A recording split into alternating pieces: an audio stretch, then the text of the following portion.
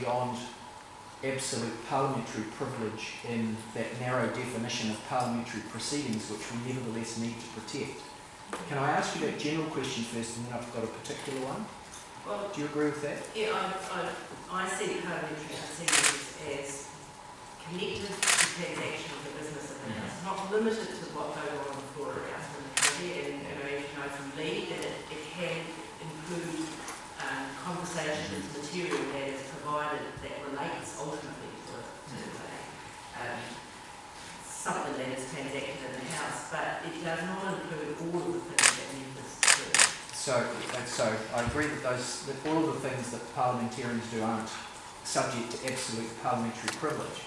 In respect of those things that aren't absolutely privileged, because I think we're pretty clear about what they are absolutely privileged, in respect of other issues, do we then just resort to, who owns the information, and if that information which is private to the Member of Parliament, including who's coming to visit them, including their emails, and including their access records, that is the information of the member? Is that the appropriate way to look at it? And unless someone's got a right to look through that, whether that information becomes public or not is a matter for the member to give consent to. And if the member doesn't consent, shouldn't the rule be that no one's entitled to it unless they've got a legal right to it and they can force it out of them? Well, I think the agree with you. I think that's the way they handle it in Australia, and in the UK they've got slightly different arrangements where they, under the Data Protection Act, they do recognise members as a sort of an entity, or I think they call it a data controller or something like that, so they actually recognise that members themselves have information that's not public.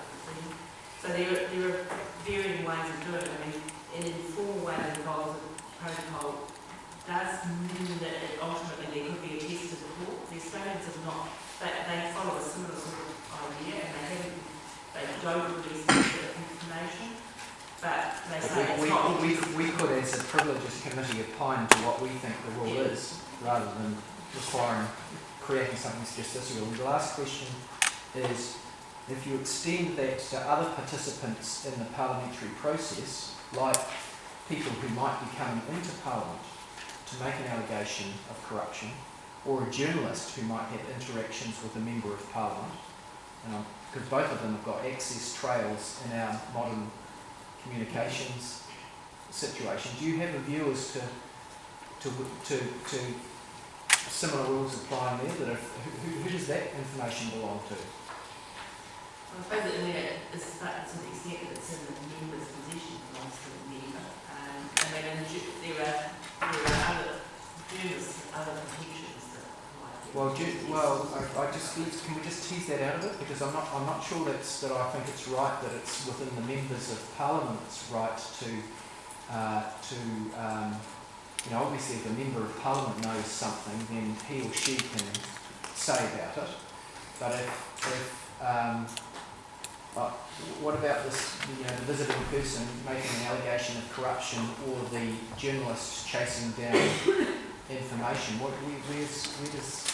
Where's the principle that lies behind when and if that information ought to be disclosed?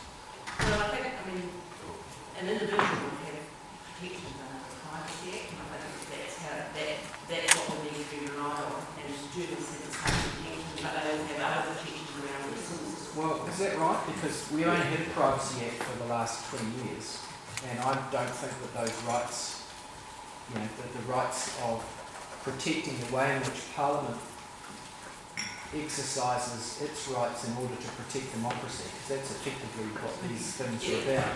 They predate the Privacy Act. So could you give some thought as to what principle? I don't want to catch you on the hop here, because we've been thinking about it and we haven't got all the answers. But I'd quite like to see if we can articulate a principle that the MP one I think we virtually agree with. The journalist one I think arises from the rights of the fourth and the importance of the fourth estate. The third party one I don't know. Yeah, well, that's something we can see in the report. Yeah, thank you. Yeah, that would be helpful. Dr. Smith. In your submission, you've rightly pointed out the important constitutional separation between the executive and Parliament. Have you given consideration, given the natural tension that there will always be and should be between the institution of Parliament and the executive, as to whether it's appropriate for the telephone and information systems to effectively be integrated completely together? If we look, for instance, in the UK, ministers' offices are quite separate, often separate departments. If we look at the US, you have a complete constitutional separation of the executive from the Congress. Is it a matter where, for convenience sake, we have the same telephone system, so our journalists in the press gallery and Parliament and ministers and actually departmental staff that work in ministers' offices are all on the same telephone system, they're all on the same IT system, and then you get a contractor that doesn't understand the fine points of constitutional proprietary between the two, gets confused, doing inquiry into what is minister's business. Does that raise the question as to whether we actually should have a more of a firewall effectively between VI and Parliament and a separate telephone information system that enables us to maintain the proper constitutional separation down to the system of IT that in today's laws becomes so important? It certainly concerns me, and in 1984 when it sort of started out, the idea was that there would be a separation, but information technology developments are such that I believe it is impractical. As I say, I think there are risks in the parliamentary service providing that service to ministerial services and for ministers. And from my point of view, what started me addressing it was around the priorities. Because they're also providing an IT service to us, and where does the priority lie? My view is it should lie with the House, but there's a tension there as well. But while we all inherit the same pieces of real estate, it is probably impractical to have separate systems, and I know that ministers don't like, ministers and members change places, not two of them, but Nothing like it.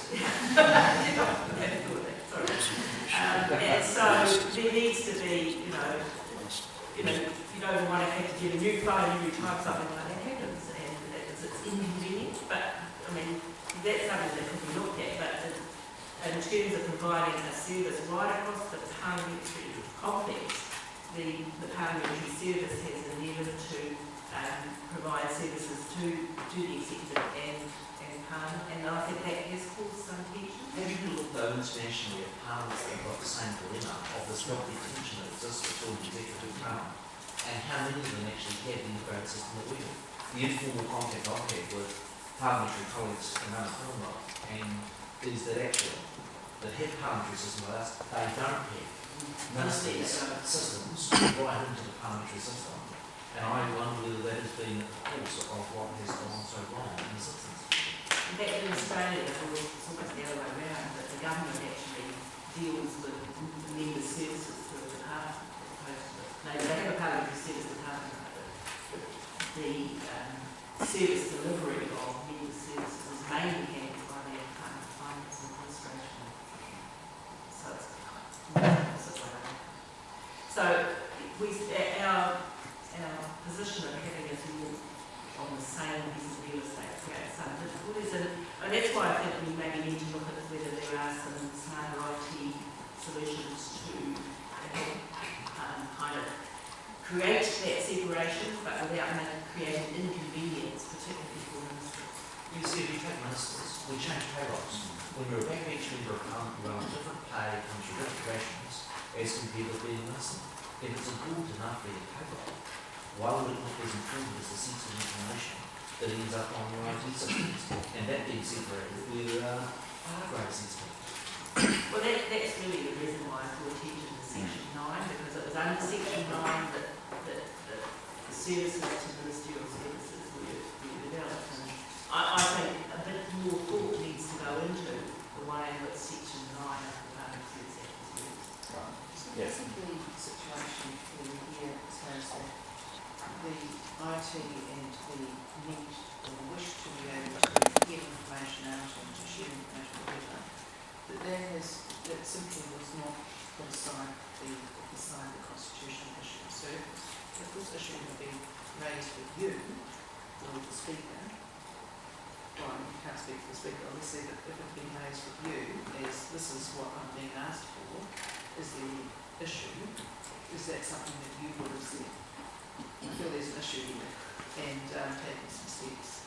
Well, I mean, those issues have to be raised as a Speaker, because section 19 But is what this they do. is, in terms of this particular legal and hearing inquiry, no, they wouldn't. But, I mean, I do raise those issues, but there are cost savings and economy of scale issues that I get told about, so, No, I'm thinking about this particular inquiry, this particular issue, that if you had been alerted to it as the clerk of the House, the person who has a knowledge of an understanding of the constitutional issues that my colleague Dr. Smith has raised, what would you have said? well, What do you think, yeah, with the benefit of hindsight, what I would have done, because this is my usual practice, is to think about, well, do we have any precedents here? And I think, well, we don't have a direct precedent, but we do have some protocols that are, particularly the search protocol that was developed very quickly to deal with the search on the private fields office. I think it does provide some very good principles, and it provides for the Speaker to be informed at every step of the way. So that's, that I hope would have been my starting point, but it's very good. Yeah, Dr. Graham. Thank you, Mr. Chairman. On the issue that we've been in part focusing on, which is the common IT platform that Parliamentary Services gives to all the Parliament, including the executive branch. That is fairly recent, as I understand it, that's a fairly recent development, somewhere around late 2011. And before that, they were separate.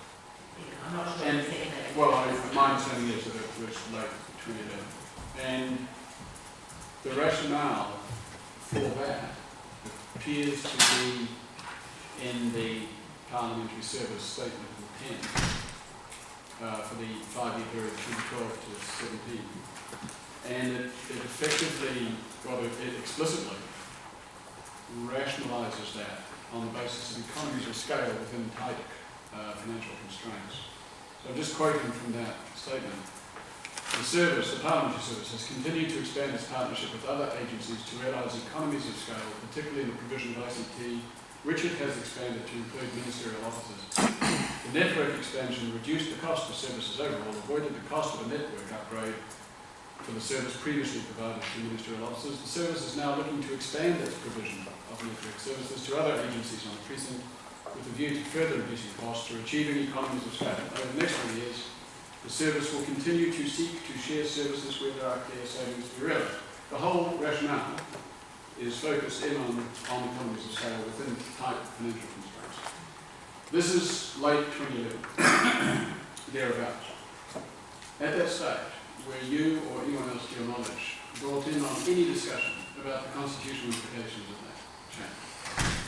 If I recall right, I did have some informal discussions with the Speaker about the advisability of this, and my view was to yield, because there are issues in terms of, and the way I approach it is what was around, because I wasn't thinking of this particular circumstance, was around how do you determine priority when you expand a service like that, when, if you look at the section 7 or 8 of the Parliamentary Service Act, the service is there to provide services to the House and members. So how do you balance, that's the approach I was taking, and those were my concerns at that time. So, I understand and accept that you're effectively saying, however, that one has to be careful as opposed to not proceeding. And I do see that this currently operative statement of intent still remains. Over the next 3 years, the service will continue to seek to share services where there are clear savings to be realised. In light of what has happened, would you now advise that not proceed? I think in 2011 that probably referred to more sharing in the office of the clerk, and I don't think there are risks there, because we both agencies service in Parliament. So I think the work that we are doing on chief services does not pose the same sort of risk. So it's quite possible that that statement in the statement of intent, statement of intent It's in the same, it's in the same paragraph that refers to ministerial services. well, I guess the parliamentary service provides some services to the parliamentary council. I'm not aware of any other expansion, except in terms of the services that it provides for the Autistic Parliament.